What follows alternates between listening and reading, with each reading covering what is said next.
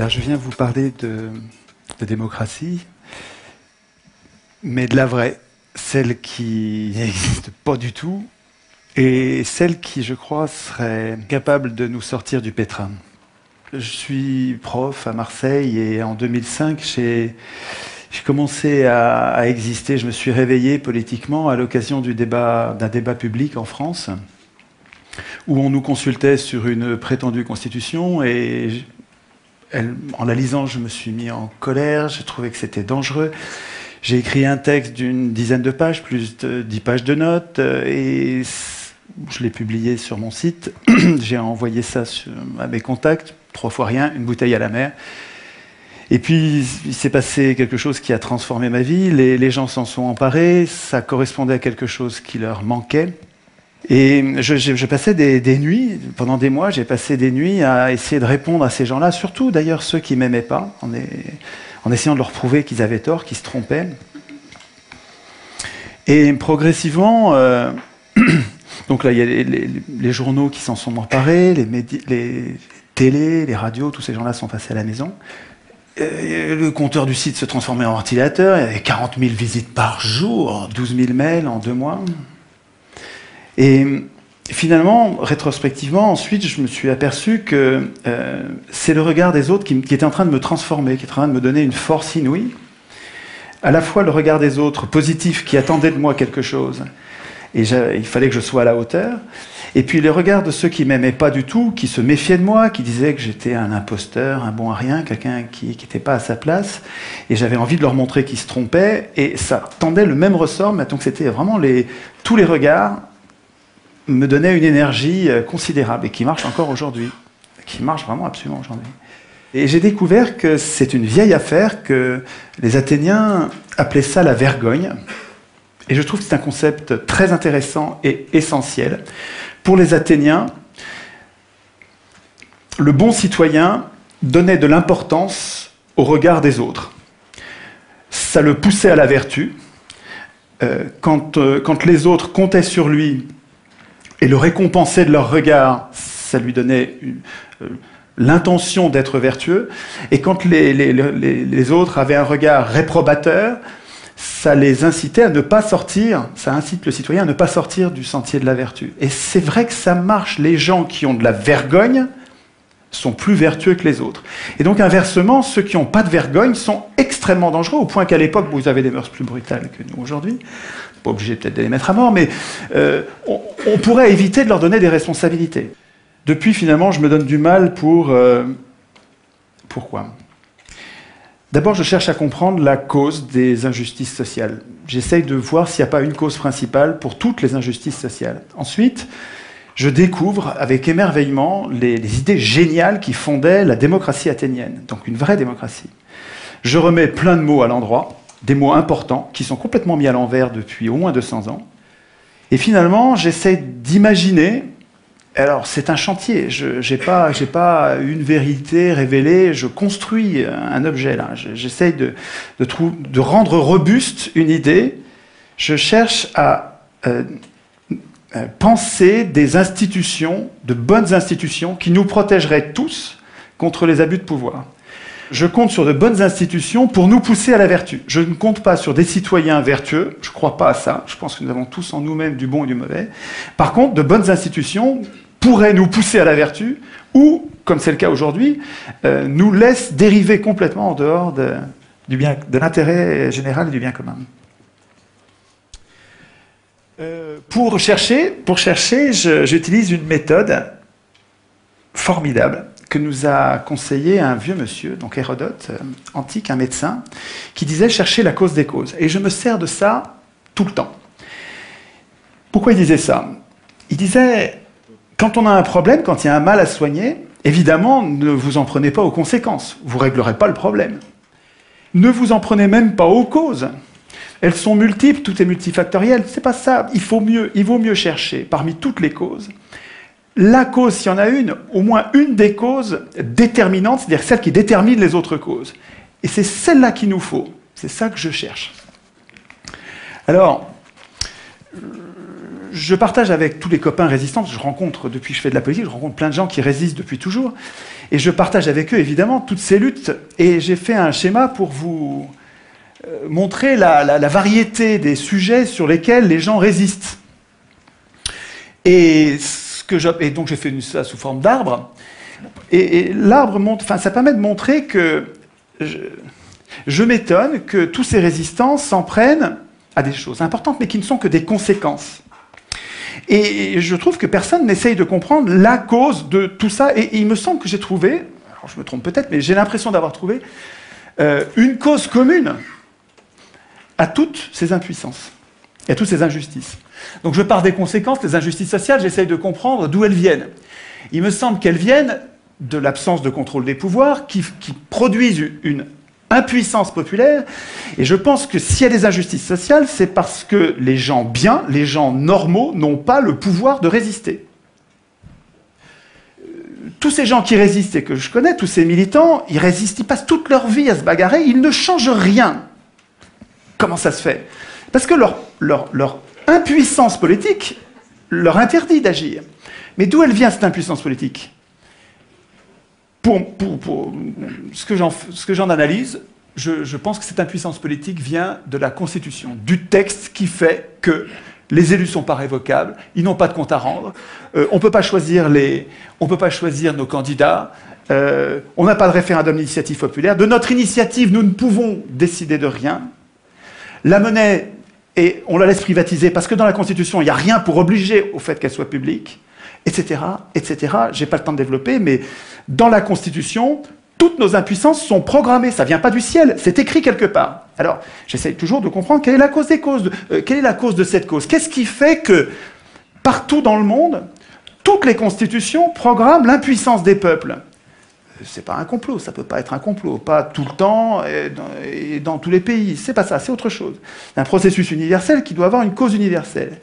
Et il me semble que ce qui fait que toutes ces constitutions sont mauvaises, qu'elles programment l'impuissance des gens, au lieu de programmer notre puissance, et au lieu de nous garantir contre les abus de pouvoir, elles programment notre impuissance, je pense que c'est parce que ceux qui écrivent la Constitution, les auteurs constituants, ceux qui écrivent la Constitution ont un intérêt personnel à ne pas écrire de bonnes constitutions, à ne pas écrire notre puissance. Et ils sont jugés partis, ce sont des professionnels de la politique. Et cette cause-là, là on est proche de la cause des causes, c'est pas leur faute, c'est pas eux qui sont des pourris, c'est nous qui les laissons écrire. Pour comprendre l'importance de cette erreur, il faut que je rappelle qu'est-ce que c'est qu'une constitution. Les peuples, nous, depuis longtemps, depuis 2500 ans, avons besoin de mettre au-dessus de nous des représentants pour produire et appliquer un droit écrit qui nous protège contre l'arbitraire des plus forts.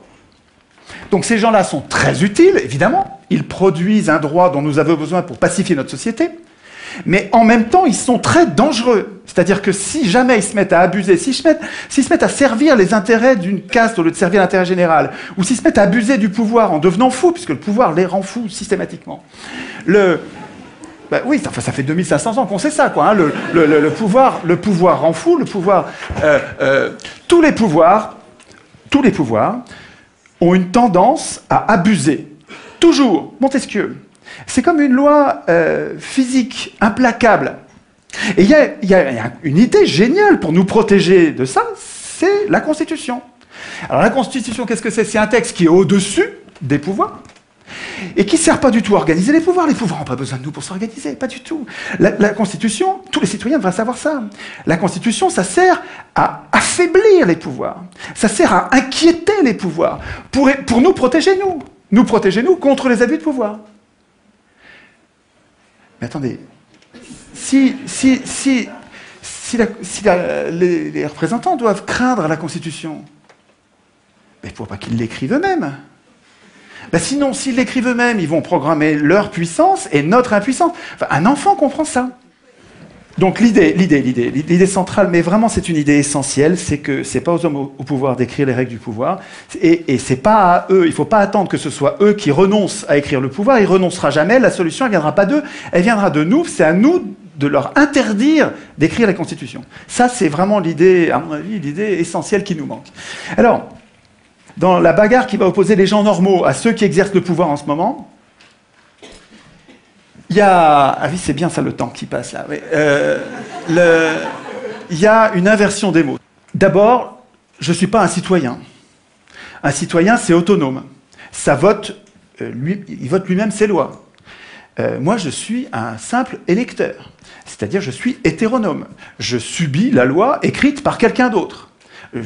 Nous appeler citoyens, c'est nous payer de mots. On se la pète, mais on n'est rien du tout. Qu'est-ce qu'on fait dans cette démocratie?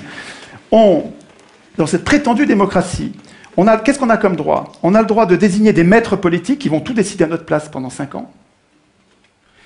On les désigne parmi des gens qu'on n'a même pas choisis. En plus, c'est les plus riches qui les choisissent. Et quand dans le cas éventuel où ils nous trahissent au dernier degré, on n'a pas le moindre moyen de résister. Alors c'est vrai qu'on a la liberté d'expression, mais absolument sans aucune force contraignante. C'est-à-dire qu'on a le droit de blablater, si ça n'a pas d'effet, on a le droit. Dès que ça change quelque chose, c'est un massacre. Et nous appelons ça démocratie. C'est notre faute. Nous devrions faire la grève de ces momentaires. Nous devrions refuser d'appeler démocratie ce qui est son strict contraire. Nous participons à notre impuissance politique en acceptant d'appeler démocratie ce qui est la négation même de nos droits. C'est-à-dire que quand on accepte d'appeler ça démocratie, on n'arrive même pas à formuler la solution. On a besoin de la démocratie, mais on n'arrive pas à le dire puisque le mot est pris par son contraire. C'est génial d'avoir inversé les mots. C'est du Big Brother, absolument. Hein. Ça ne s'est pas passé par hasard.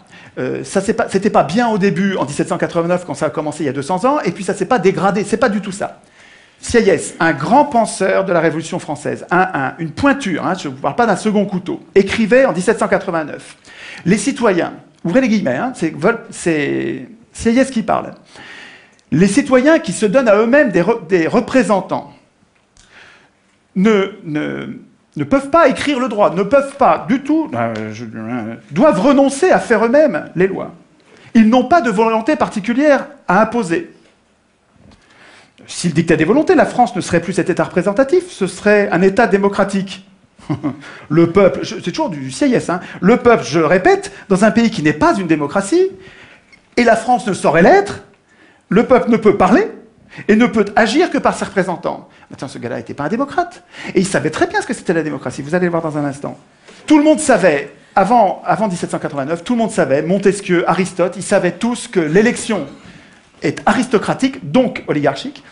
Aristote le disait explicitement, je vous passe la citation. Montesquieu le disait aussi explicitement, je vous passe la citation. Vous irez sur le net pour chercher, il faut que j'aille du temps. Je voudrais insister, ça c'est super important. Il y a 2 choses très importantes. Pendant 200 ans de tirage au sort à Athènes, où il y avait des riches et des pauvres. Ok, je sais qu'ils avaient mis de côté les esclaves, je sais qu'ils mettaient de côté les femmes. Je ne vous parle pas de ça, je vous parle des citoyens. Les citoyens de l'époque, il y avait des riches et des pauvres. Pendant 200 ans de tirage au sort, c'est les pauvres qui ont dirigé toujours. Toujours. Au contraire, on a un autre exemple. Alors, on a deux exemples historiques, avec des faits. Ce n'est pas des opinions, c'est des faits. Pendant 200 ans de tirage au sort, le tirage au sort, c'est les pauvres qui gouvernaient. Il y avait des riches, mais ce n'est pas eux qui gouvernaient, c'est les pauvres qui gouvernaient. Et puis pendant 200 ans de gouvernement représentatif, parce que c'est comme ça que ça s'appelle notre régime, ça ne s'appelle pas une démocratie, ça s'appelle un gouvernement prétendument représentatif. Et dans ce régime-là, pendant 200 ans, c'est toujours les riches qui dirigent. Toujours. Moi, ma question, puisque le tirage au sort donne le pouvoir aux pauvres, le pauvre c'est 99%, hein, puisque l'élection donne le pouvoir aux 1%, des ultra-riches, mais jusqu'à quand les pauvres, les 99%, vont-ils défendre l'élection comme si c'était une vache sacrée? Enfin, je veux dire, pour moi, il y a quelque chose d'indéfendable à voir tous ces pauvres qui défendent l'élection alors que le tirage au sort leur rendrait le pouvoir. Qu'est-ce qui fait que nous tenons à l'élection? Je pense que c'est parce que c'est pas la raison, parce que les faits montrent que nous n'avons pas intérêt à ça. Mais par contre, c'est les mythes. L'école dite républicaine nous apprend que depuis qu'on est tout petit, que élection égale démocratie, démocratie égale élection. Alors, depuis que tout petit, on le croit. Et donc, il y a une période de désintoxication de ces mensonges de pouvoir. Il faut arriver à remettre les mots à l'endroit. Nous ne sommes pas en démocratie, et ce dont nous aurions besoin, c'est une démocratie avec du tirage au sort qui nous libérerait de ceux qui veulent le pouvoir. pour changer les choses, il me semble que nous ne pouvons pas compter, il ne faut pas compter sur ceux qui ont le pouvoir en ce moment. La solution ne viendra pas d'eux. La solution, elle viendra des gens normaux, des gens simples, des gens qui ne veulent pas de pouvoir. Et là, il faut que vous connaissiez cette pensée d'Alain, qui est un penseur formidable, à connaître absolument, qui disait « Le trait le plus visible de l'homme juste est de ne point vouloir du tout gouverner les autres, et de se gouverner seulement lui-même. Cela décide tout. Autant dire que les pires gouverneront. Si les gens bons ne veulent pas gouverner, et qu'on donne le pouvoir, comme dans le gouvernement représentatif, à ceux qui le veulent, les pires gouverneront. Ce piège, qui est désespérant d'Alain, Alain, il a raison quand il dit ça, il a raison dans le gouvernement représentatif. Parce que tant qu'on donne le pouvoir à ceux qui le veulent, tous les gens qui sont justes, qui sont bons, qui ne veulent pas du pouvoir, on ne les aura pas. Alors que on peut sortir de ce piège de cette tenaille, je pense, avec une vraie démocratie. Une vraie démocratie où vous donnez le pouvoir à n'importe qui, et les meilleurs d'entre nous sont parmi ces n'importe qui ne veulent pas du pouvoir.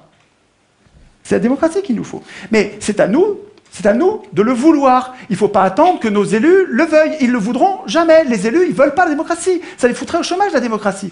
Le tirage au sort, à Athènes, il donnait un tout petit peu de pouvoir, pas longtemps, et jamais 2 fois de suite, avec plein de contrôles qu'il faudrait prendre le temps d'expliquer, ce qui fait que les Athéniens, ils donnaient ce petit peu de pouvoir pour le garder pour eux.